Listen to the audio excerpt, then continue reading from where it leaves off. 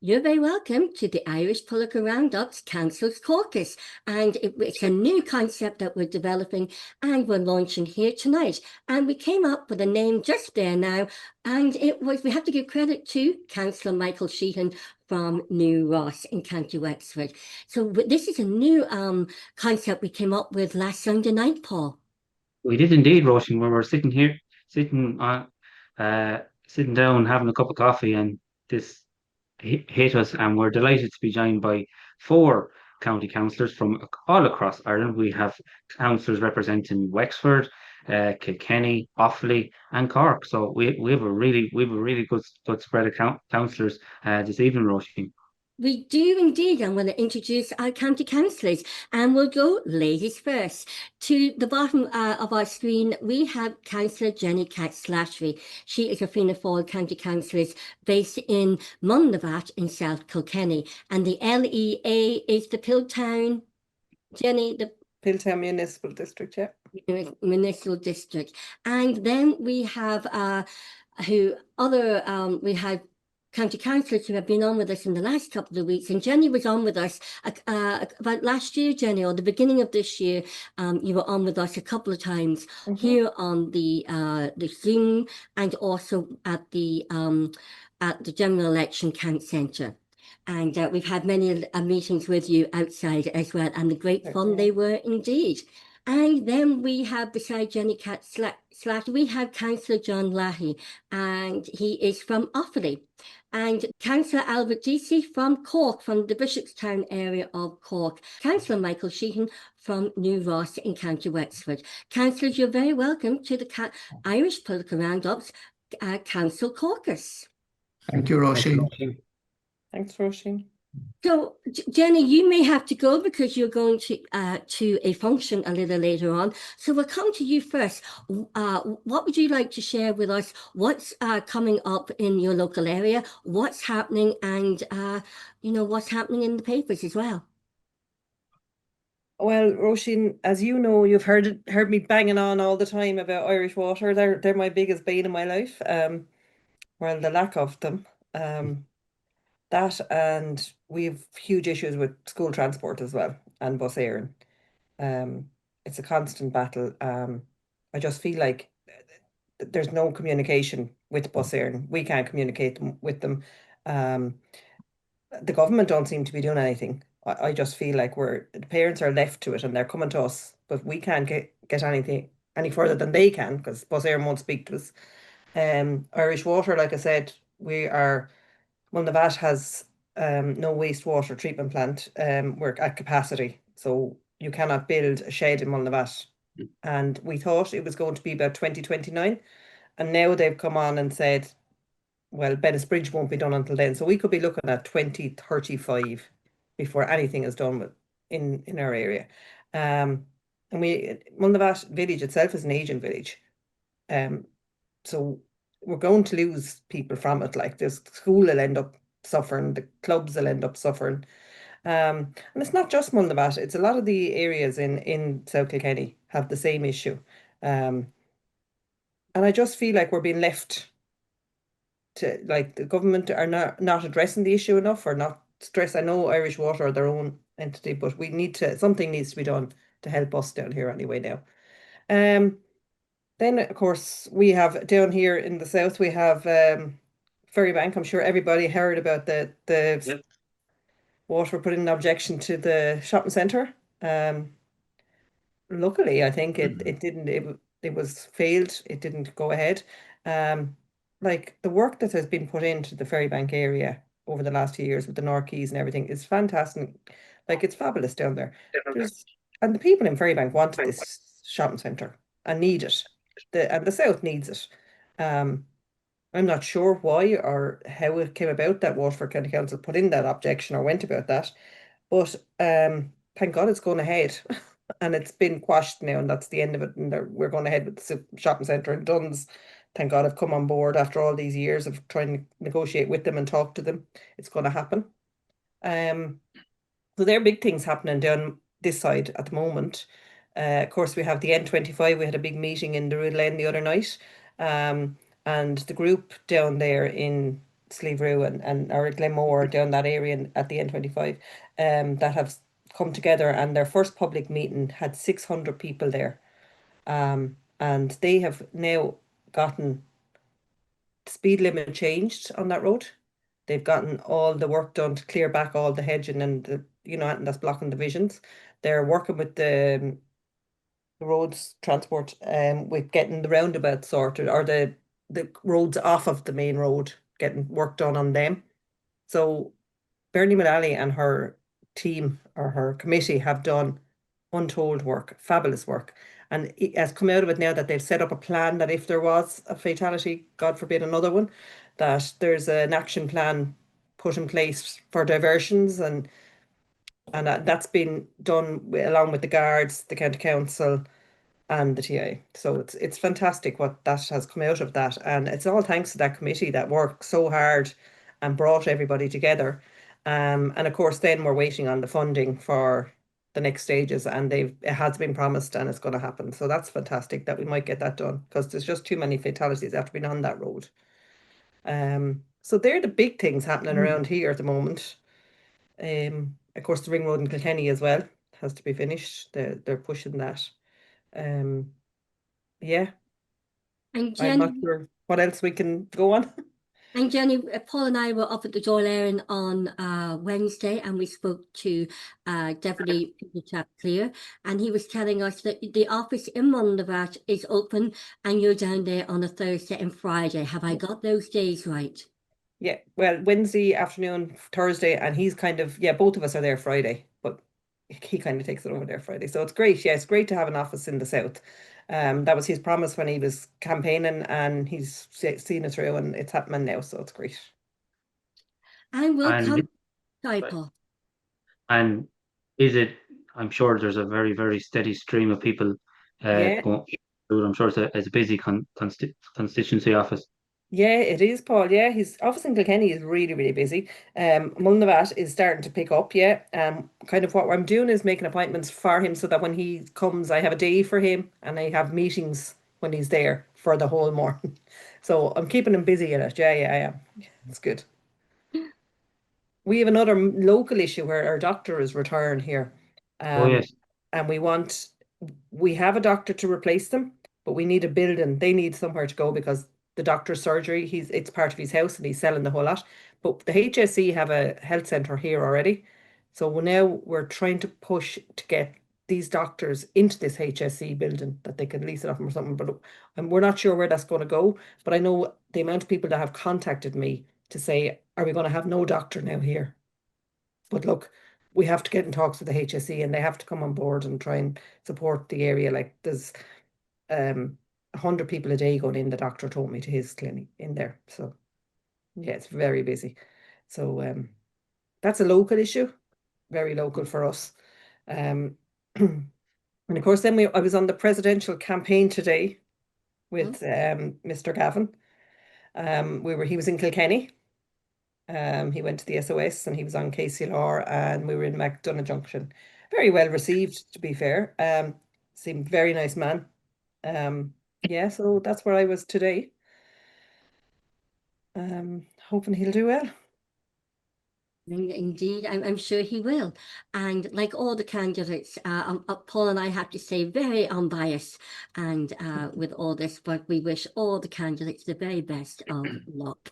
And now we'll come to Councillor John up in Offaly. John, what is happening up there, and what's happening in the papers? What issues are you working on, or what would you like to get out to the people? Yeah, thanks, Roisin. Yeah, it was a busy enough week. I suppose I'm fortunate Cleirigh, so I get rolled out when there's something to be said in the papers or something to be said in the newspapers. So it has been very, very busy. I run through them very, very quickly, Roisin. So the first thing was I was on the radio. There was a report come out in the Irish Times got to do with the Climate Change Advisory Council. So they were kind of maybe getting a kind of a swipe of a hurl at the minister, saying that he hadn't maybe been as the document or the report hasn't been commissioned in terms of the storms, which we're seeing that's happening across the country.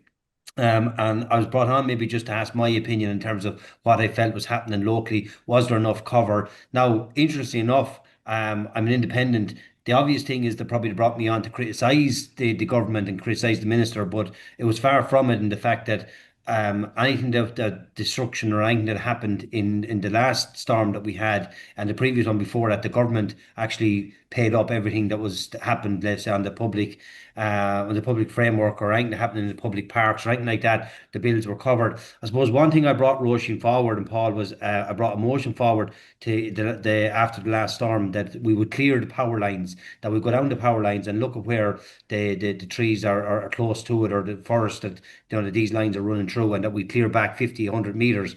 And that got unanimous support, and we got, it was sent to the minister. Now, I wasn't reinventing the wheel. I've no doubt that other councillors were saying that's a practical thing, but I have seen a lot of work happening on the ground where the ESB have gone out with the supervision of the council and the council staff and actually cleared a lot of trees.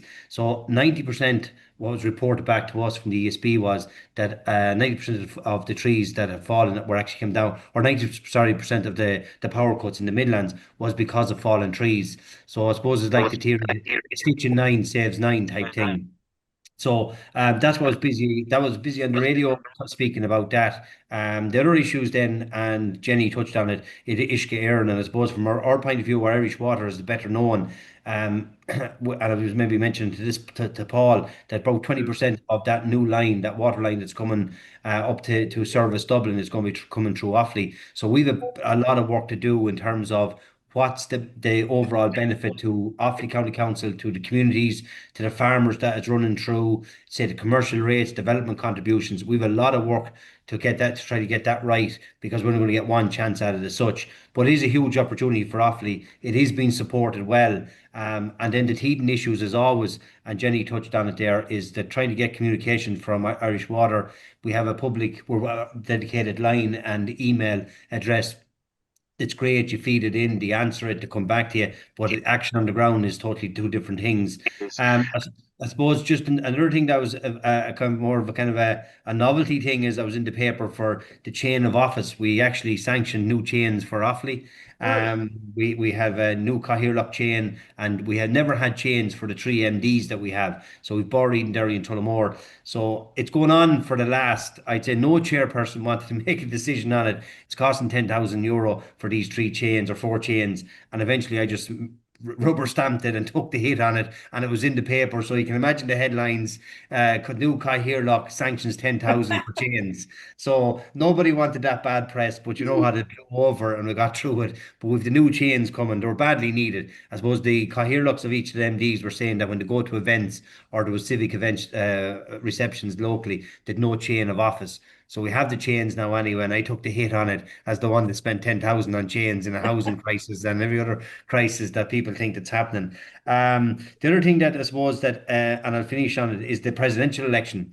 We had a system whereby in Offaly, we had 23 candidates that had written to us, but we came up with this policy that we had to have a proposer and a seconder for each of the candidates to come in. So there's only one candidate that got through the 19 members in Offaly County Council, and that was Garrett Sheridan. And I won't say he was blocked, but he didn't get the votes to get through. And RT was covering it because it was Offaly was the one that was going to give him the third one to go to Loud to get the fourth that evening, or it was going to end from in Offaly. So it ended for him in Offaly. And I suppose the one thing I got a bit of coverage on was that I felt that there was going to be a bigger conversation nationally with the papers and the media, in the fact that we don't really have a process to come through the local authorities, because when you have the majority of parties, which we're the Jersey, don't get me wrong now, I'm not looking to get into a debate here. If you have the majority of Fianna Fáil and Fine Gael councillors and they decided they're going to back their candidate, I'm all team effort, I'm for that. But in terms of the process, we don't really have a process for someone to get through unless you have an all-independent council, which is never going to happen. So I suppose I was a bit of coverage and a bit of radio work and a bit in, I'd say, news outlet. And I featured a small bit, 10 seconds on RT, which is always good for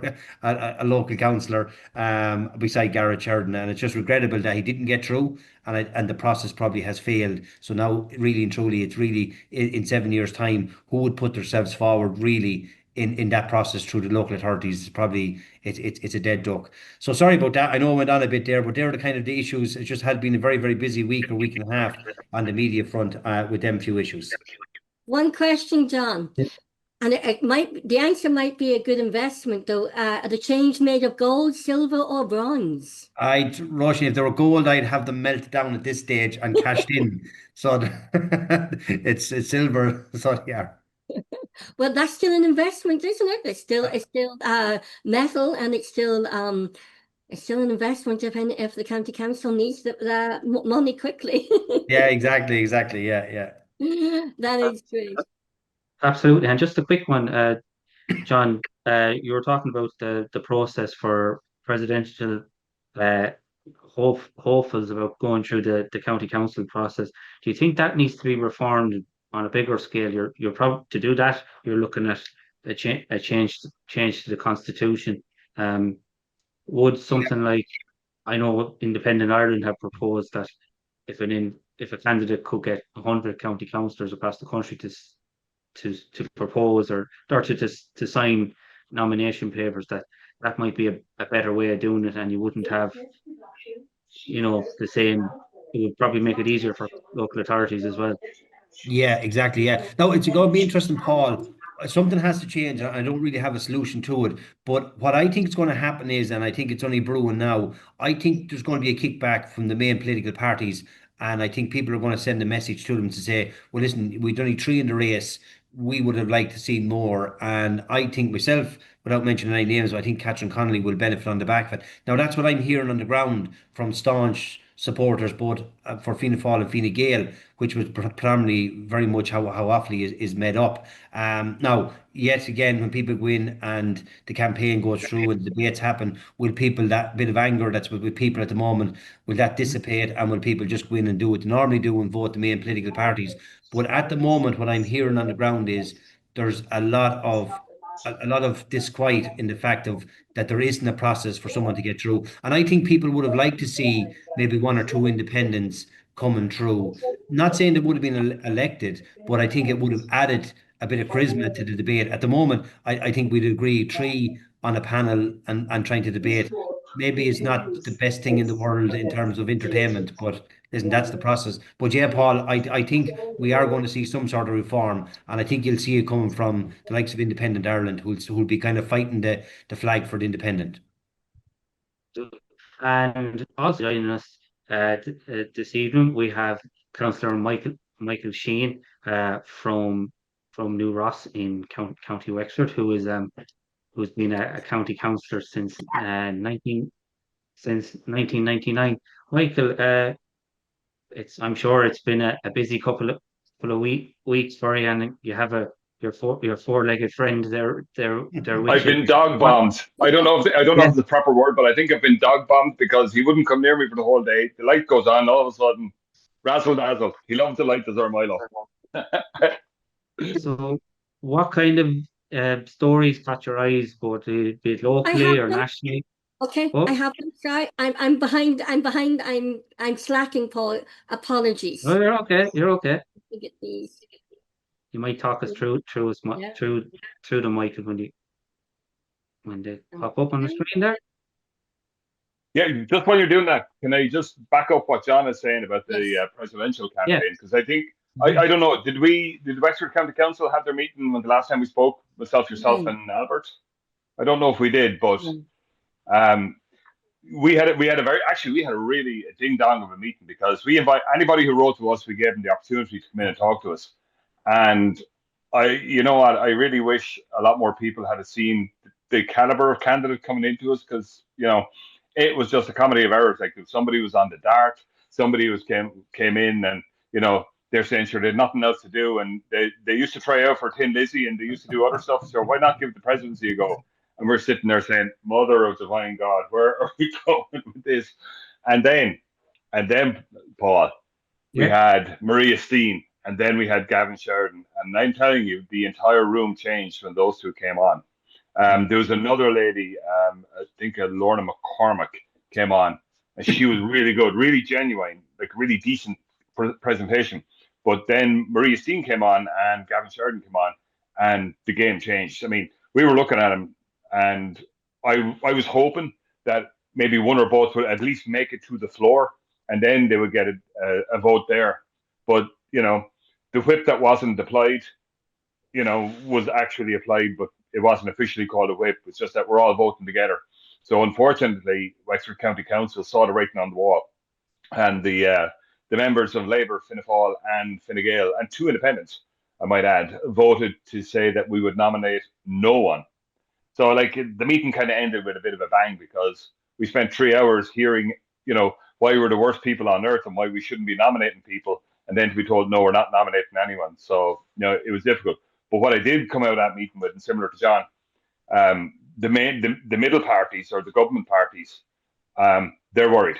They're very worried about this, because even up to today at lunchtime, I was talking to some people who obviously I knew in Fianna Fáil, and they're not voting for Gavin, but B, they're actually not going to canvass, and if they are canvassing, like, it is a really bad canvass. So, I don't know how they're going to go, and I think, and I'm going to say something that you think is a bit weird, but if you think it out, it's actually correct. If Maria Steen was on that ballot, it would be an absolute dogfight between Catherine Connolly and Maria Steen, and it would become a battle of the bases about who's going to be motivated to turn out to vote. Would it be the left or the far left or the Sinn Féin left, or would it be the right in the mainstream? Because I think you would have found, and this is where I'm thinking on this one, Fianna Fáil and Fine Gael would have been absolutely squashed in the middle, and neither candidate would have come through the county, even though they're playing together. Neither would have. It would have been a shootout. But Maria Steen, and I think in that regards, she's lightning enough that Catherine Connolly would have come through on that. So we'll see. But just out of fairness, because we have to mention out of fairness and balance, Nick Delahunty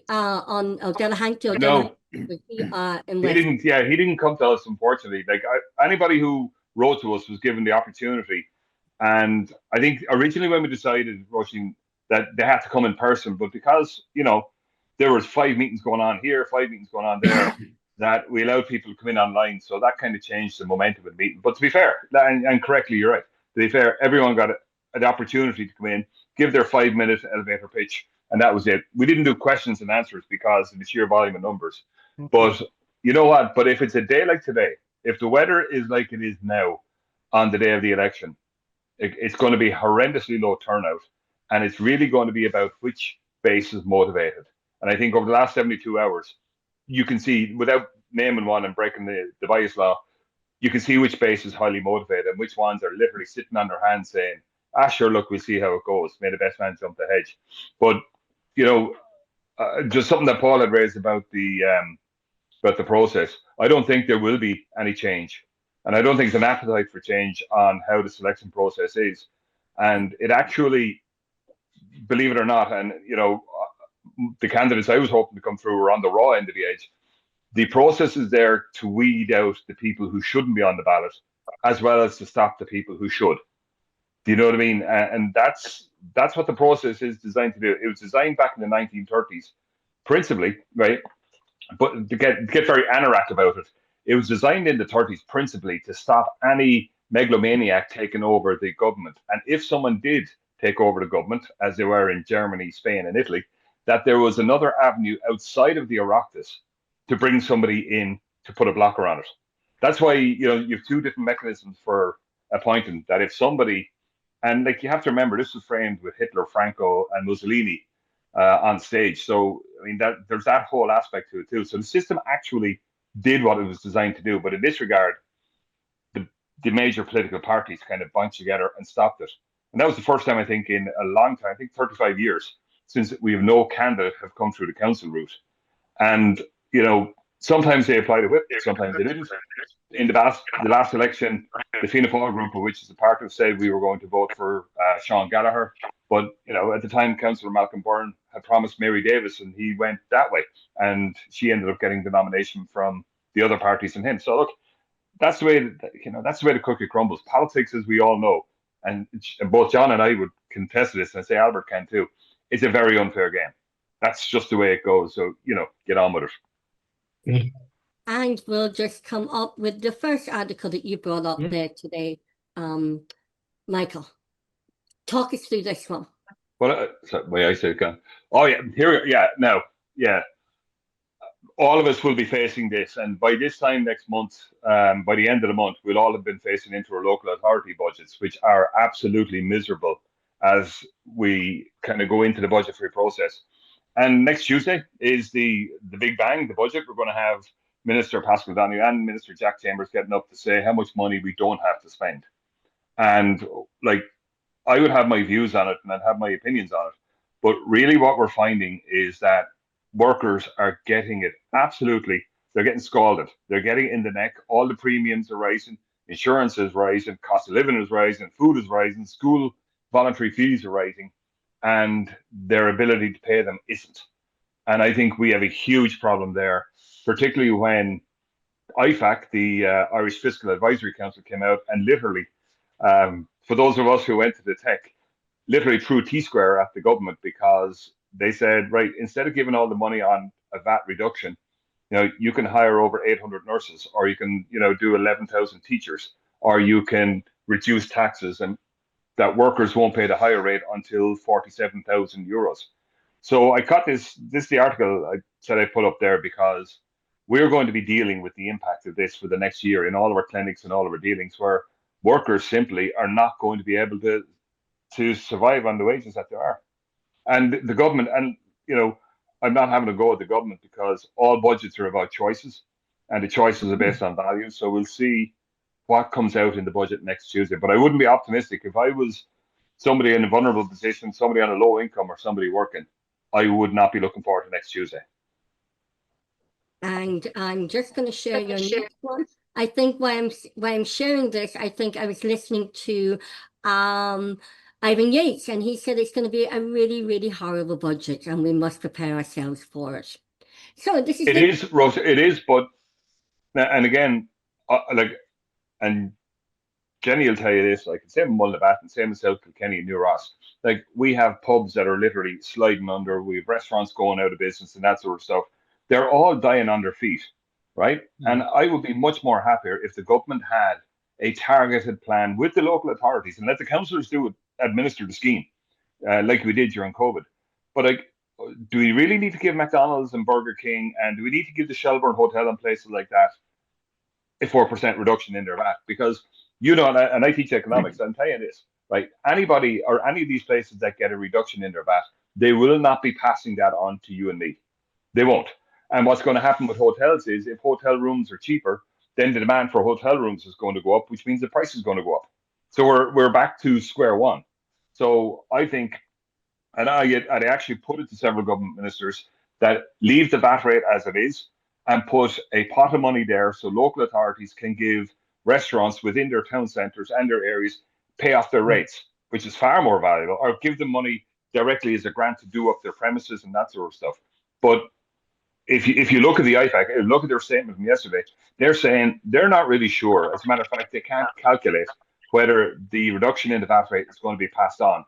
And I think you'll find that Adrian Cummins, who was on Newstalk earlier on, he was kind of saying the same thing. It'll be up to the individual establishments to pass that on. But, I go back to my point, it's like the smaller ones won't feel the impact as more.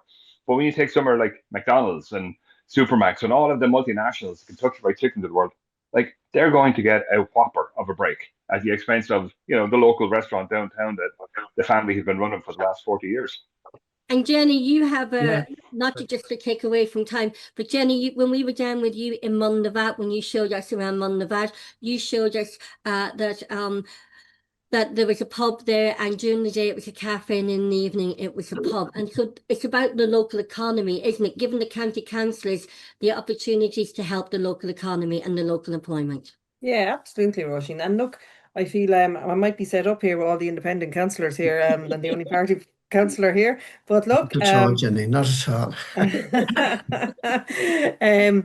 Listen, there's lots of things I'm going to agree with you. And as for the presidential election, I have to admit I was a Billy Kelleher supporter in the first place. I agree with you. I think we need more people on the ballot. I think it's crazy only having the three. But like that, when they came into us as well in Kilkenny, like Michael said, we got the same. Like, when I say some people were crackpots, I mean, I couldn't believe I was giving up 3 hours in the evening for this. You know, we're all busy, and I thought, are they actually having a laugh at us? But Maria Stein didn't come. Gareth Jordan didn't come. We didn't have any of those people. Maria Stein wouldn't be my cup of tea. I wouldn't be with her values or her beliefs. Wouldn't be my thing. But look, I do believe we do need more on the ballot paper. I do believe that, and I would like to see a change in the nominations. I think it's a bit crazy, the way it's set up.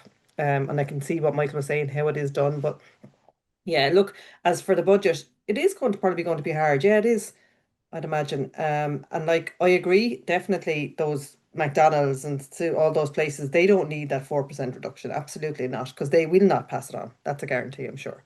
Yeah. But like that again, how does Jack Chambers and how do they work it out that you can only give it to the smaller local, like maybe what you said, Michael, is a great idea. Give it to the local authorities to deal with these things and look after them, because like, and the hotels.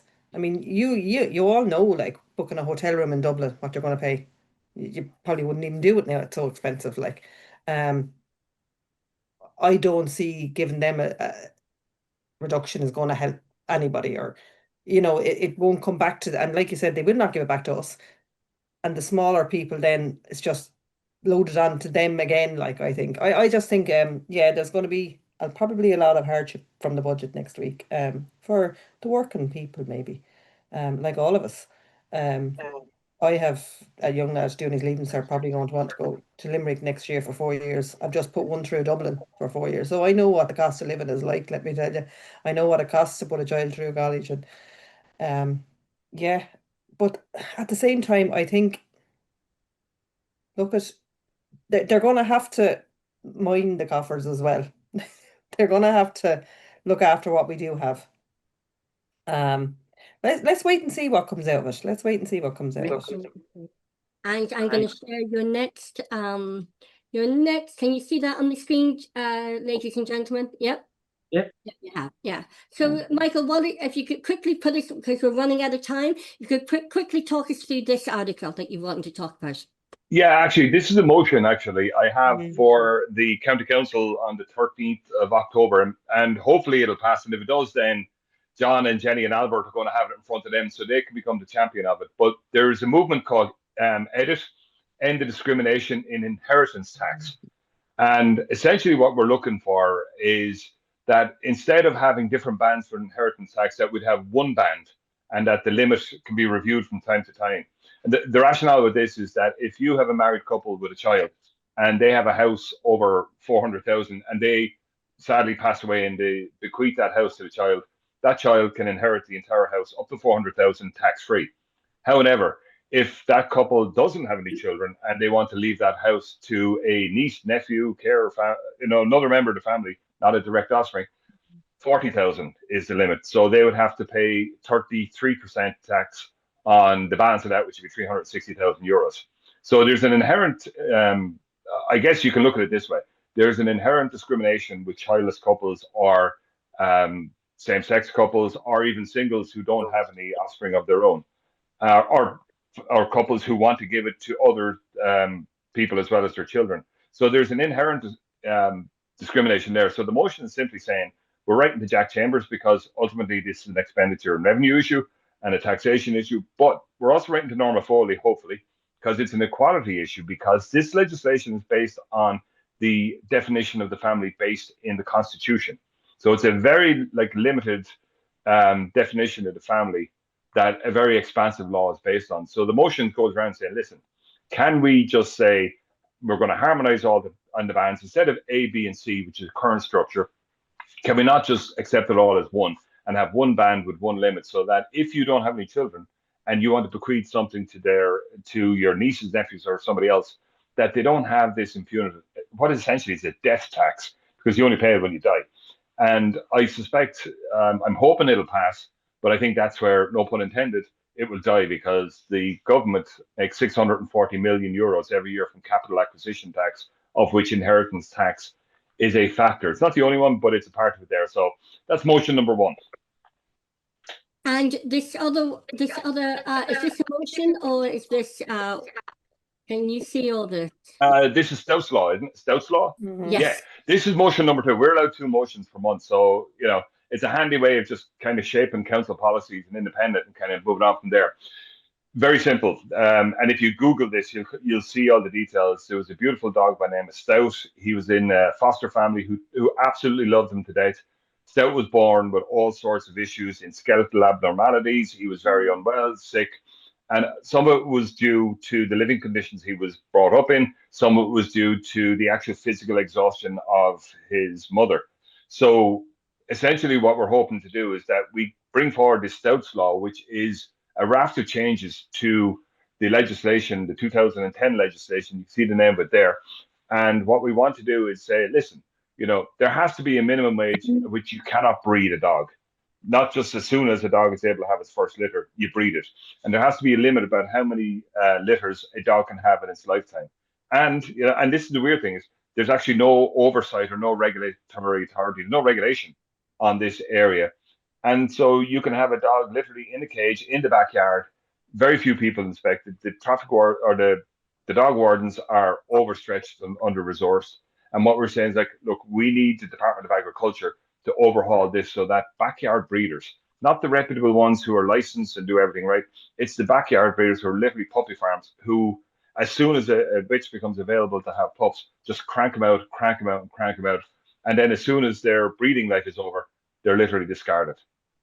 Yeah, that's interesting, because we've had John O'Callaghan from Dog Advocacy Ireland, and he has really you know, shined a light on the practice of puppy farming. And Ireland, unfortunately, is puppy farm capital of Europe. And so he's taught us about total. There's no, everybody's in charge of dogs, in charge of regards to Sorry, animal Paul, welfare. and Roisin, Taking our I have dogs. to go. So it was lovely to meet everybody. And I'd Likewise, love to Jenny. get into a debate with you all. Very soon, Jenny. Bye-bye, Jenny. We'd love to have I know you what back they're. on. I know what them Wexford lads are like, so we'll keep him up. The Offaly men are more polite in Cork, aren't they? Thanks, Jenny. Except on the pitch, except on the hurling pitch. Okay, thanks, lads. I have to go. Sorry about that. Jenny. Bye, Jenny. Nice Talk to meeting you you. soon. Bye-bye. Take Drive care, safe. bye. And now, Albert, if we come over to Albert, I have something here to share too. So, Albert, let's introduce you to the viewers. You are down in Bishopstown in Cork. Yeah, so I'm in Bishopstown in Cork, and I just want to say it's very nice to be with John and Jenny. I haven't met them before, and it's a great pleasure. And Michael, they're 2 very fine motions. I compliment you on those, you know, really, really good, you know. So Well, they'll be coming your way, Albert. So there you go. I'd be Your delighted to motions in borrow time. them. I'd be delighted. I'll talk to you first, of course, Michael. Yeah. No, fire away. Yeah, you're good. But I just give you a kind of a rundown on my own week, will I, Roisin? or- Yes. Yeah, so it's been it's a bit manic this week. I started off, well, just on Sunday, I did a 1-hour radio interview with Cork City Community Radio, and I'd never dealt with them before, and it was interesting. I mean, I didn't know what I was going into, I suppose, into the lion's den, I suppose, really, like, you know. But anyway, it covered all sorts of issues, and some of it was a bit combative, but it was fine. We dealt with that, you know. And topics that we came up really was the first topic was the flags issue, you know.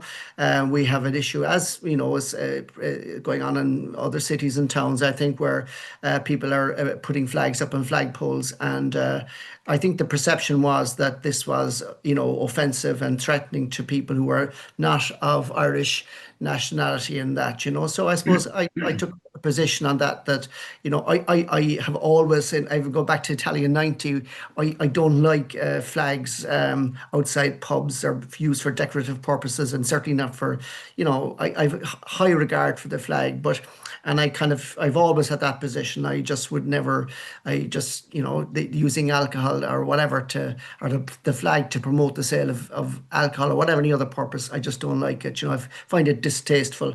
And I suppose the same attitude really in relation to, I suppose, and I use the reference, the Palestinian flag. I said, I see the Palestinian flag being used on pubs and that in Cork City, and I don't like that either. You know, I mean, profiting from other people's misery is just not acceptable to me. me, and I think that came across, yeah, it was a bit of a surprise, and but that went down fine. But at the same time, I don't even like to see the Irish flag up on telegraph poles or anything like that. That it's just marking territory or whatever. I don't like that, and I think that was kind of accepted and understood, and that's fine.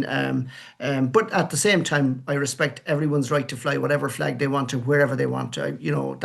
I'm completely open about that. So, and another issue then was a kind of the issue around racism and the perception that there's a growing threat, or that's a growing, it's a growing issue, But I suppose the question posed to me was that it was a kind of a one-way traffic, that it was racism towards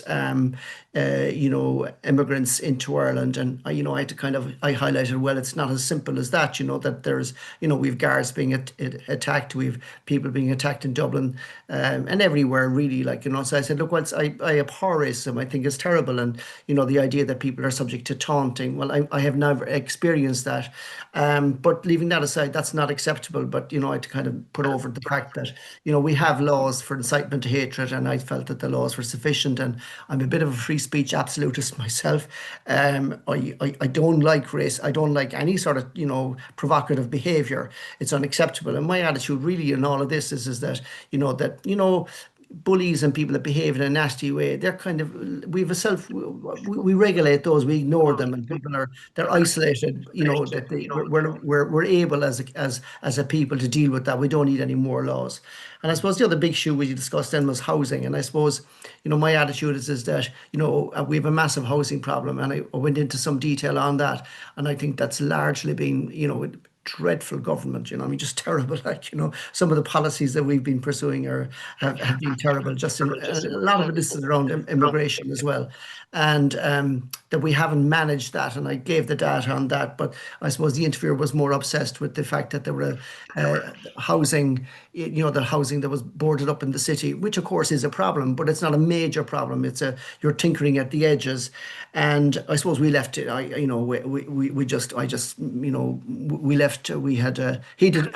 I think the interviewer had, I suppose, a different agenda, but that's fine. We got over that anyway, And I suppose that was borne out then with my work during the week. Then, when I suppose on the day job, I suppose really, the number of requests that I'm getting for to support applications, and they are awful. They are terrible. Just sad, or break your heart, And this week I got, I'm writing. It's very difficult to penetrate at the inner sanctum in City Hall. That's fine. I accept too, of course, that they're completely stretched and overburdened. No matter, because the numbers seeking, there's an exponential growth in housing. And this year I'm on the Finance and Estimates Committee in City Council, and they're allocating an extra $1 million now for emergency accommodation, and the people are, they're really struggling. And I saw a letter out this week, to a young girl, and I go out and I meet all these people, I like to put faces on them, and they're all genuine. And a letter there telling her, like, you will never get a house, like, you need to go on HAPS, And then that in my area where I'm living, HAPS for this particular girl now, anywhere in my area, because we live in, I'm living in Bishopstown, this girl would be Toke, would be the adjoining parish, and you're talking about €2,500 to €3,000 a month to get a house, and you have people that they can't work because they've got small little children, and they still have to come up with somewhere between 1,000 and 1,500 a month. It's just not doable, and that's real poverty. And that's the kind of stuff I've been working on, and then the usual stuff, then residents association meetings, and preparing for next week's work now in relation to the Finance and Estimates Committee, and I'm doing a lot of work there. I'm not going to go in and out into that, but I suppose my focus, as Jenny's pointed out, in relation to everything, is about minding the coffers. And I suppose, and again, the council's attitude is up the rates, and we've businesses that are fucking, on their knees, and it's very difficult to penetrate that. And I suppose their world and my world are worlds apart, And I suppose it just as on a point on that, I've been very active, very, very active on the Finance and Estimates, and, trying to lots of, I won't go into all the history of it. Last January now, I proposed an independent review of the staff complement of Cork City Council, and they agreed to that. It wouldn't be an independent review, but it would amount to that. And I've been following it up. And next thing, I have a motion up which I should have circulated, to get my up-to-date report on this, and they still haven't implemented it. They still haven't come up with the report, and they've told me they're not coming back to me with the report. The report will go to management. So it's just this kind of kicking for touch and obfuscation, which is a big problem. So that's my kind of day work, and then I suppose I did put up an article there. Then I'll just share that for you. Roisin, which I suppose intrigued me there. It was an article that appeared in Gript there, which was Ryan Casey was the boyfriend of the murdered school teacher Aisling Murphy, and I suppose he was his critique of the presidential debate, and I couldn't agree with him more, and I suppose some of the other speakers there, and it was an awful pity that like Marie and Nick and Gareth aren't in the ballot, there aren't nomination. He was critiquing the fact that he felt, and I agree with him, that the whole process that has been undemocratic. And what I mean by that is, I suppose, and I'm interpreting what he was saying, is that the will of the people had been subverted. I mean, I don't think anybody votes for any councillor to sit in their hands and not vote for people to have choice. And I suppose then, he was urging people to spoil the vote. And no, I don't go into recommending anybody what they do, but I understand where he's coming from. People have to make up their own minds what they do, and he's obviously terribly frustrated. And I suppose he asks a question then, and I'll quote from him here in the article. He says, "Are you happy with the level of work your local councillors and elected TDs are doing for you and your local community? Are you happy with the overall current direction our country is heading?" And I'd have huge sympathy with them and that. I mean, I know I work very hard, and I know listening to the other people on this program, I know you work terribly hard, and it's patently obvious, and so present company accepted, but there is a huge problem there. And I suppose and he's saying, I'm hoping he steps into the political. He's obviously a very passionate young man, and I think I had the pleasure of meeting him very, very briefly earlier on in the year at a conference, and he's a fabulous young man, and he writes terribly well. And I know that the Irish Mail did a very good article on him this week, and I hope he steps into that place. I think he's an awful lot to offer. And then I'll finish. Am I overstepping the mark here? So just one other comment then in the same vein. Then I suppose an article that I'm sorry, I tech-wise I'm a bit of a Luddite, so I couldn't get the articles up, and I was working away from home today. So an article that appeared this week on the 1st of October from Michael McDowell, why I didn't nominate Maria Steen for the presidency, and I kind of took a good interest in that, and it's kind of a follow through to Ryan's own article there, and that and in fairness, he sets out his liberal credentials in relation to divorce and marriage equality, etc., etc. And then he goes on then to say, that he speaks about the aspirants for the presidential nomination, which he speaks about Declan Ganley, Marie Steen, and he is, I think his attitude is generally in the article is pretty condescending. He refers to them as pro-life activists. I mean, they're far bigger people than that, I mean, they're both, serious academics and, a business person and highly qualified and very erudite, smart people, which they have a lot to say. And then he kind of, what he does then, he's, I suppose he rejects Maria Steen because of her Catholic credentials, I suppose, really, and I suppose what he had says in the article then, that the article was, that he rejects the suggestion that he was a gatekeeper in the process, given that the whole council route had been blocked off to, it was down to the independent, or largely down to the members of the Oireachtas, which trickled down then to the independent members of the Senate and Leinster of Leinster House generally, and that he rejects that. But I suppose really, and this is where I got busy then during the week, because I put up an article, I penned an article myself and put a repost up on Twitter, which got a lot of traction. And I suppose what I said, like, is that he rejects Maria Steen because of her Catholic, that her Catholic values were incompatible with his own vision for Ireland, which I thought was a bit unfair, given that in the article that she published in the Irish Catholic, she said, that she had honoured the actual the president's constitutional limits, and that she fully respected the kind of democratic decisions that have been taken to amend the constitution in other respects, and that all she wanted to do was to put the family at the she had no expansionist ambitions, and she wanted to concentrate on the family and etc. Yeah, so that I suppose.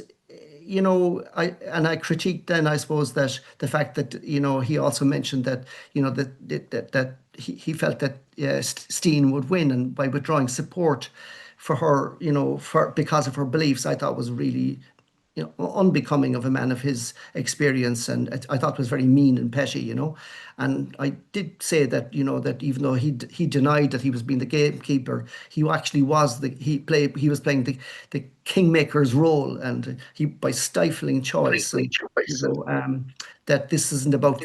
I saw it wasn't about facilitation, which what elected members would be looking for. That he was. It's all about control on his part, and I suppose echoing, as I said in my note here, echoing the overreach he once decried. And I thought, his conduct was very, very poor, and so that got a lot of attention. That kept me busy, and I could go on, but obviously I'm quite disappointed we don't have an independent option, and I suppose I was very, very disappointed with the way some of the independent senators behaved, and yeah, very disappointed. So I'll say no more on that.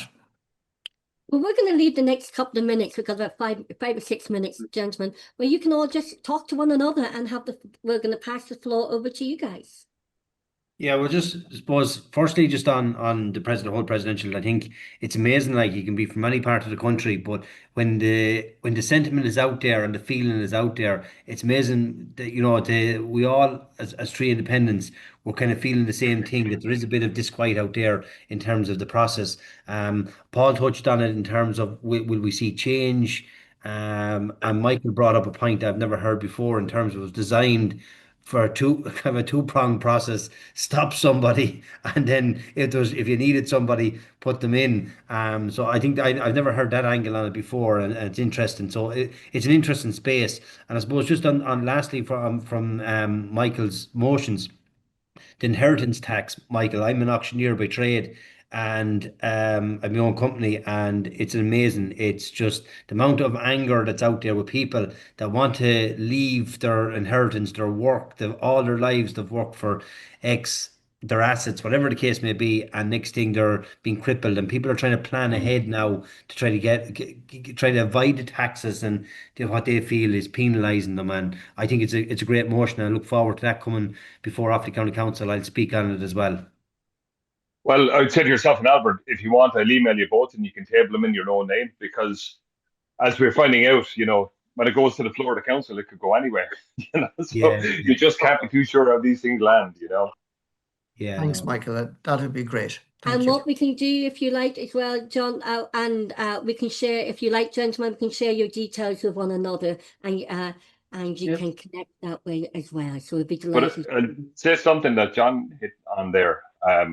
There's also a second side to the presidential election, is that obviously one of the three, and the way I described it, the bland leading the bland, one of them are going to win.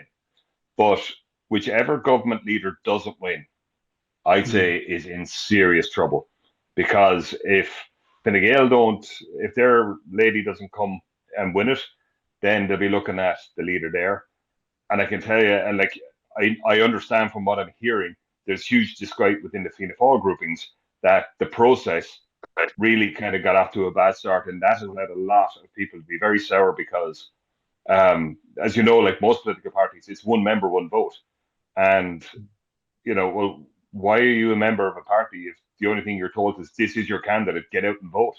So, it's a very unique election in that regard. So I think Catherine Connolly has the gallop and we'll see how it works out. The fact that they're already coming out and swinging for her means she certainly has the gallop. But this is the interesting things I see, and maybe I'm wrong, is that this is an election both the leader of Fianna Fáil and the leader of Fine Gael must win.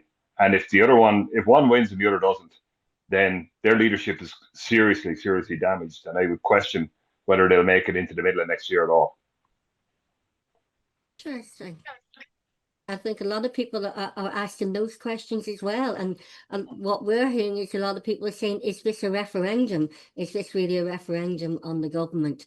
We'll wait and see. What I'd say, Roisin, is wait till Sunday. There's obviously there's going to be a major poll come out the weekend, and that'll be tell all. And one of the questions I hope they're asking is to ask members of political parties, will they be voting for somebody else or will they be voting for their own candidate? Because I think from the last poll, 29% of members of Fianna Fáil were actually voting for somebody else other than their official candidate.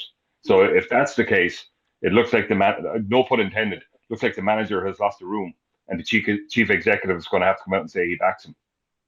Yeah, and it's a bit of a perfect storm because you take in the morning, I think if there's a general election in the morning, there probably will be no real change in terms of makeup of Fianna Fáil, Fine Gael independence, making up the difference, maybe Labour or something like that. But it's always a situation when you get a referendum or you get a presidential election after a general election, it's kind of a bit of a kicking. It gives you an opportunity to give them a kind of a small bit of a kicking and to say and they kind of called a wallop, wouldn't it? Yeah, got a wallop. Yeah. So it's a bit of that, but I think what's compounding it then is this whole process, and it's adding to it. It's adding to that bit of we want to give them a small bit of a kicking, but yet I think if they went out and went to the country again, I don't think you'd have much change in the makeup of the government. Yeah. Although the timing of the budget couldn't come at a worse time for the presidential election. And I think, Michael, on your point, I think if whoever loses, I can't disagree with you, but what you're saying, but I think how the economy is going at that stage, I think we're going to see a slight kind of a downturn in the economy.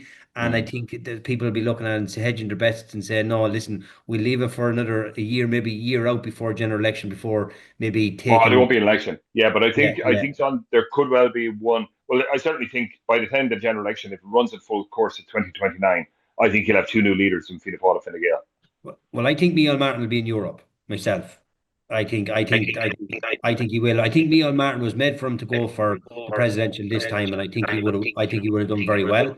But I think from what I'm hearing rumblings, I think there might be something bigger for him in Europe.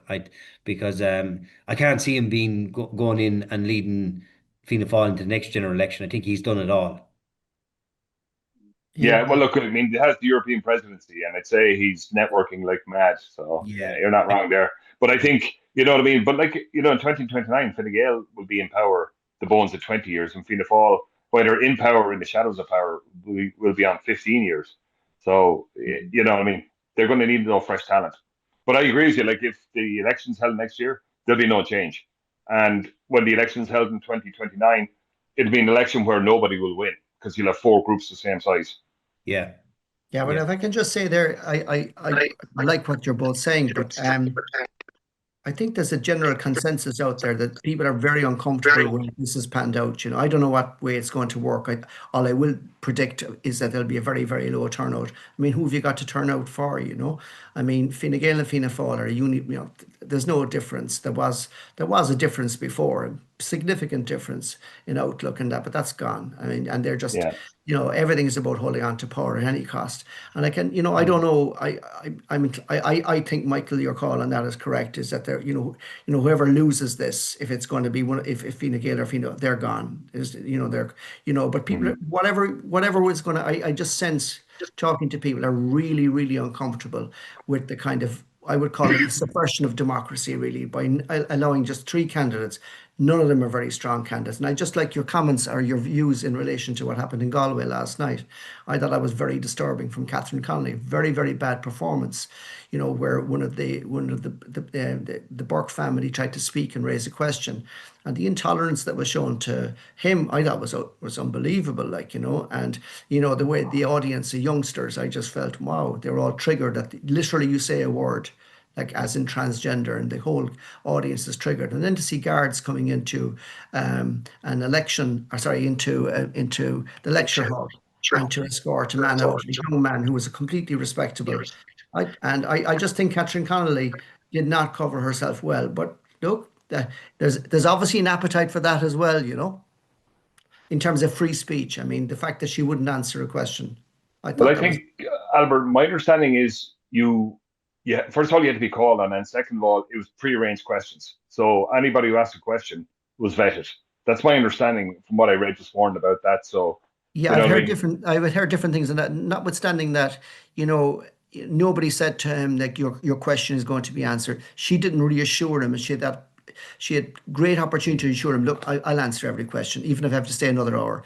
I mean, Yeah. and she has a reputation of answering all questions and staying well beyond deadlines, and she would not speak with him afterwards. Do you know, it really, in terms of, you know, I've never seen anything like that before. I'm a presidential candidate. You know, the boy was completely respectable, refined. He posed zero threat to anybody.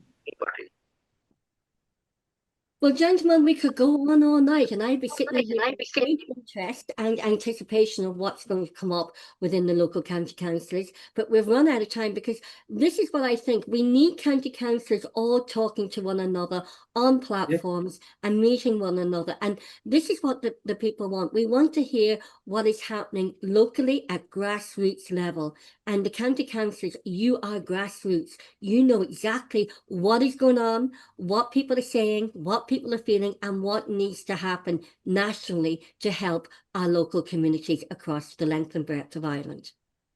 Absolutely, Roisin, and the fact that Michael is putting forward a motion on inheritance tax, which is part of the edit movement, that Michael can now share that with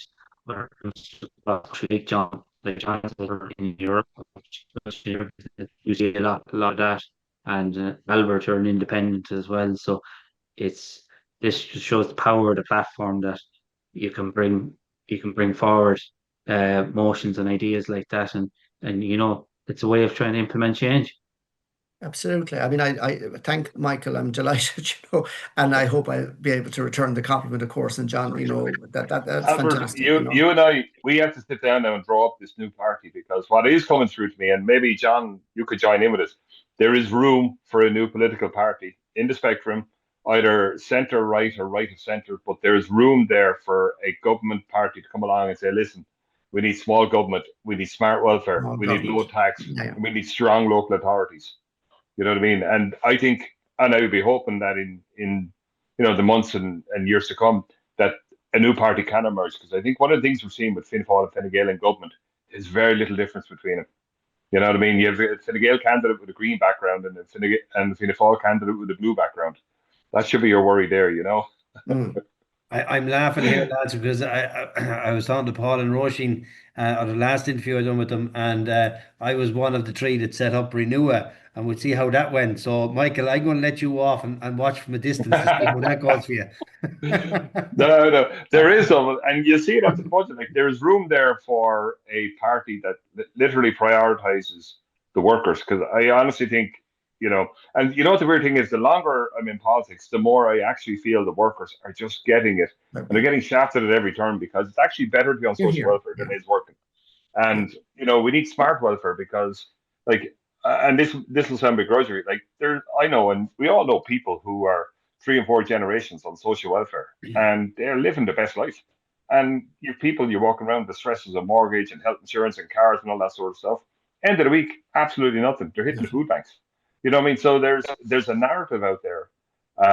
Maybe not like in the Renew vein, John, but certainly I think, like, what's happening on the left is you're seeing they're all coalescing around. In the center, there should be a center coalition or coalescence. You know what I mean? And move from there. Like, that would, rather than an absolute political party, be more like En Marche in France, where they all subscribe to certain principles, but they didn't have to merge into one unit entity. You know what I mean? But there is room. There's huge room there. I think you're right, actually, Michael. And my sympathies to John. You tried anyway, John, and fair play to you, you know. And I'm not so sure that a party, but certainly a movement or an alignment of, you know, that's where people can coalesce, you know, to represent that space, which is really you know, crying out for identity or crying out for representation. And you know, we're all too spread out, and we're splintered all over the place. You know, and yeah, we need to come together. I'm not so sure about the party, but certainly a movement. There's room for movement. Yeah, absolutely. And the one thing, and I don't know, like, if you guys are getting it, but the one thing that I'm getting time and time again is that there is a constituency out there of people who nobody's speaking on their behalf. Absolutely. A huge, you know, they're all crashed into the middle, and they're all like, you know, a little bit here, a little bit there, but there's no. And this was the thing that actually I was admiring about the Marie Steen. I would never have voted for her because I just couldn't. But I told her that. But there is a constituency on that side of the spectrum that are just sitting there, and there's nobody talking to them. Yeah. And if nobody's talking to them on the political end of it, then it goes back to something, Albert, you and I spoke about. Then a vacuum is there, and then that's somebody who wants their flag flying over saying Ireland's for the Irish. They're talking to them, and if they're talking to them and the politicians are not, then that's going to be huge trouble down the line. Oh, it is, Michael. And I mean, what I had said in the last time, it's a cry for help. People need to be listened to, and they need to be spoken to, and they need recognition, and they're being marginalised. And there's a lot of people in that. There's a lot of people in that bracket. Well, gentlemen, we're going to have to leave it there, and we look forward to having you all on together another time as well going forward. And we would like to thank you all, gentlemen, and to Jenny Cleirigh from Mulnavat, from Fianna Fáil County Councillor, to John Leahy from Offaly, and Michael Sheehan from Ross in Wexford, and to Councillor Albert Deasy in Bishopstown in Cork. We'd like to thank you for coming on and launching our Irish political roundups, Council Caucus, and we'd like to really thank you for that, and to thank Councillor Michael Sheehan for coming up with that name. Until next time, gentlemen, and then I won't have my words all twisted on the Friday night. Thank you so much indeed, the listeners, for taking the time to listen and view the Irish political roundup. Until next time. Thank you very much. Thank you, everyone. Take care. Be safe. Thanks, folks. Take care.